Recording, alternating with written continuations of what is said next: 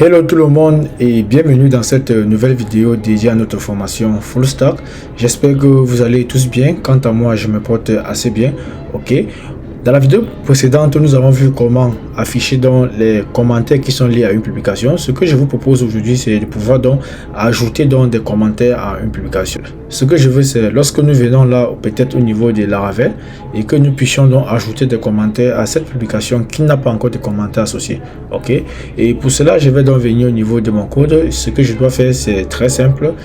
Je vais venir au niveau des post details, puisque c'est dans post detail que nous pouvons donc afficher les détails d'un seul commentaire. Ok. Et là, je vais donc définir mon formulaire qui va permettre donc de pouvoir donc ajouter un commentaire. Ok. Et je viens juste en bas de ma logique pour afficher la liste des commentaires. Je vais dire, bon voilà, je vais aller faire un BR, peut-être de 2. Là, je ne serai pas groupement cette fois-ci. Et après, je vais donc insérer mon formulaire form, ok, qui sera de type post. L'action là, je m'en fous de l'action pour l'instant. Et là, je vais donc définir mon champ, ok. Avant de commencer donc à insérer des champs, il faut d'abord qu'au préalable, je me rassure donc des champs dont nous aurons besoin. Ce que je dois faire, c'est je viens au niveau de mon localhost et je vais mettre la API si je ne me trompe pas, bloc, ok. Et après bloc, qu'est-ce que j'avais?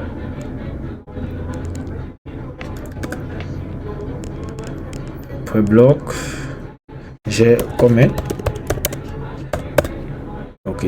Quand je comment, je viens ici au niveau de mon API, je vois que j'ai le body, j'ai le post et j'ai auto. Ok.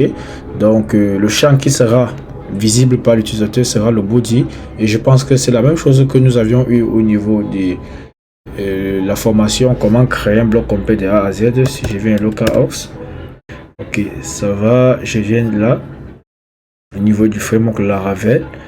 Voilà donc le champ que nous avons. Je vais faire la même chose là. Je vais venir au niveau d'ici.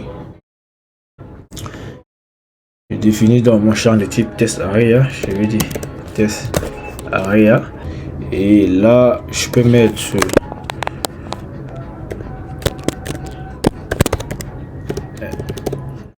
insérer votre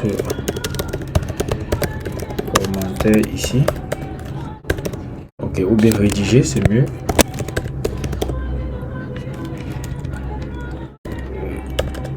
Rédiger votre commentaire ici. Ok. Et après, je vais à la ligne et je vais mettre dans mon champ input qui sera de type submit. Et là, je mets value commenter. Ok. Et sauvegarde, je viens là. Voilà dans mon champ qui est déjà là. Apparemment, c'est une valeur par défaut. Ce que je dois faire, c'est venir au niveau du placeholder. Et je remplis ceci là. Couper.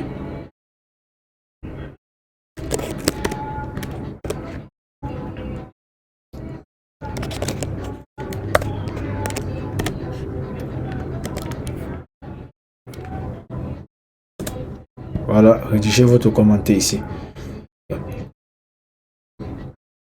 Maintenant, par la suite, je vais donc soumettre mon formulaire. Je vais mettre on submit là, qui sera handler submit, une méthode, bon, une fonction que je vais définir tout à l'heure. Handler submit. Je viens juste là. Après, donc, ma fonction get post detail. Je ramène ceci là. Je fais comme ceci. Ok. Je vais définir ma fonction handler submit qui va prendre l'événement en paramètre. Et qu'est-ce que ça va me retourner? Ça ne me retourne rien. Juste. Ok. Maintenant, je vais faire let data qui seront les données que je vais envoyer au sein de mon serveur. Je vais dire ce sera un objet et dans l'objet en premier paramètre j'ai le post. Ok, comme ce que vous avez vu ici. Donc essayez d'entrer la même chose et mon post sera égal à post.id Je mets auto. Je mets IDE. Et enfin, je mets dans le body, qui est le champ qui nous concerne réellement. Je vais donc mettre quoi? Pour l'instant, je peux pas mettre des valeurs. Pourquoi je mets auto égal à l'ID 1? Parce que là, nous avons un seul utilisateur et nous n'avons pas encore géré l'authentification. Donc, raison pour laquelle j'ai dit donc que l'utilisateur aura dans l'ID 1 qui est le seul utilisateur que j'ai créé au sein de ma base de données.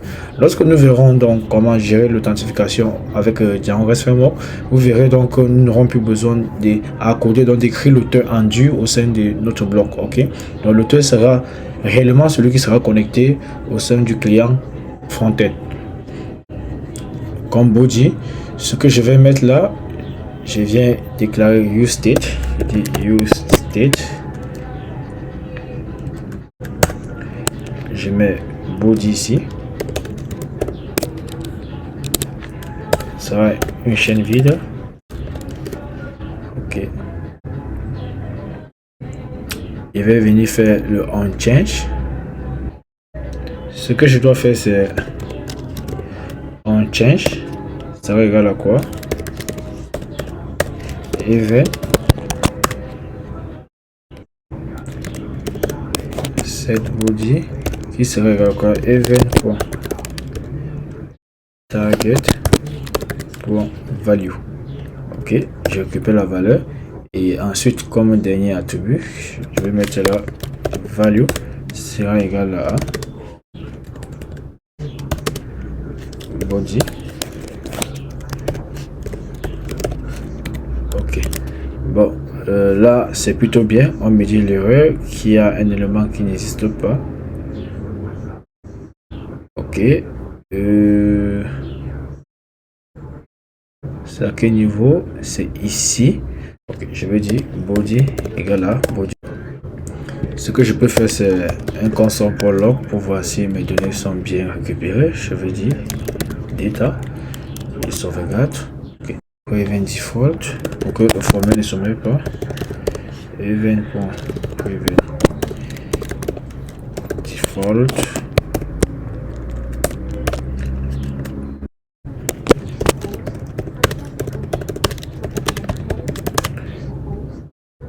Inspecter l'élément. Console. Ok.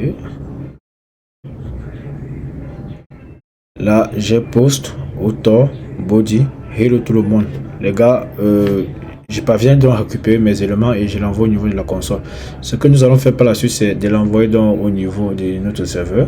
Ok, donc je vais donc récupérer l'URL. Et ça ressemble à un truc comme ceci. Donc je vais dupliquer.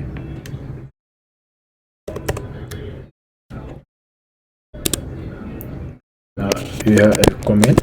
Vous voyez également comment faire ceci normalement, parce que là nous n'avons pas encore utilisé le service d'API et ce qui sera notamment fait. Là je vais mettre comment. Ok, je pense que c'est la vraie route.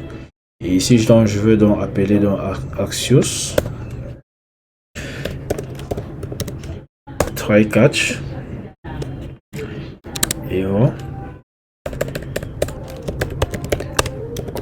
response égale à et 8 avec async.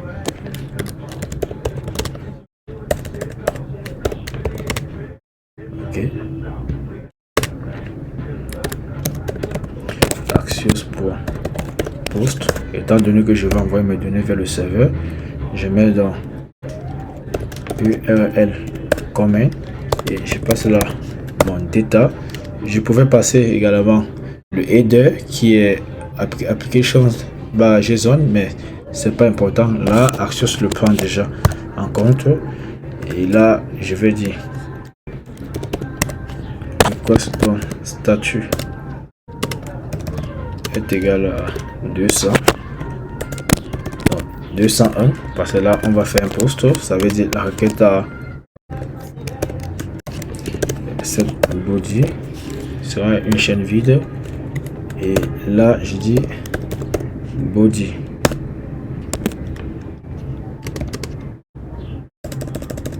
et là je dis get push detail. J'appelle donc la fonction C qui va me permettre donc de récupérer la nouvelle liste d'éléments au niveau du serveur.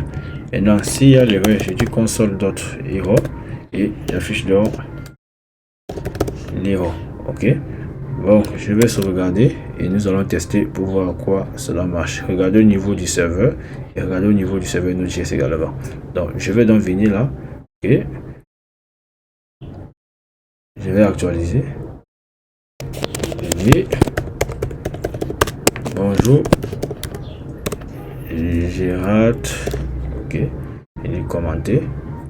On dit 404 bad request. Ok, ce que nous allons faire, c'est de chercher à savoir ce qui ne va pas. Ah, ok les gars, j'ai oublié l'ID ici. Ça ne devrait pas marcher. Désolé, j'ai oublié l'ID là. Je vais encore venir là. Je dis mon nom est Joël. Ok, mon nom Joël. Ok, je regarde également là si c'est présent. Mon nom Joël, les gars, ça marche, c'est nickel. Ok, je vais venir là ailleurs au niveau des Fast API, commenter. Les gars, c'est nickel, les commentaires marchent. Ok, mais là carrément nous avons quelque chose dans la console là, je l'ai vu tout à l'heure. Ok, on me dit chaque enfant doit avoir une clé unique de props. Et tout ça, c'est dû au fait que, bon, voilà, nous avons utilisé la boucle au niveau de nos commandes. Et là, nous devons avoir, chaque enfant doit avoir une clé unique. Donc là, je vais passer dans le props keys, qui ça égale à quoi? Je peux dire comment.id et je sauvegarde. Si je reviens actualiser là, je vais carrément mettre la diff là et venir mettre ceci ici.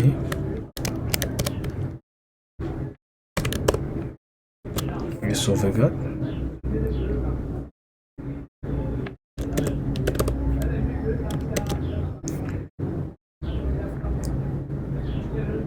Ok, là je n'ai plus l'erreur qui me dit que bon voilà, chaque élément doit avoir quelque chose, blablabla. Je n'ai plus l'erreur là, ça marche nickel. Je vais tester une fois de plus. Ok.